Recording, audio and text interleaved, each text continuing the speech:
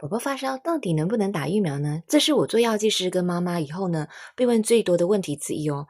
但其实真相是什么呢？一般情况下呢，发烧尤其是中高烧时，打疫苗可能会出现两个问题哦。第一，发烧本身会影响免疫反应，产生的保护力呢可能没那么好哦。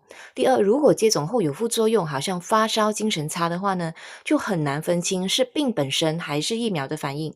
所以常规的建议是等宝宝完全康复，精神状态好再打哦。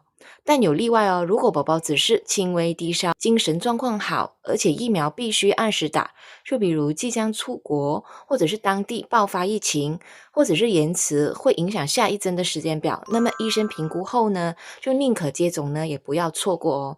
所以重点是不是发烧就等于不能打，而是要看发烧的程度、宝宝的状态以及接种的时机重要性哦。最终的决定呢，一定要让专业的医生评估哦。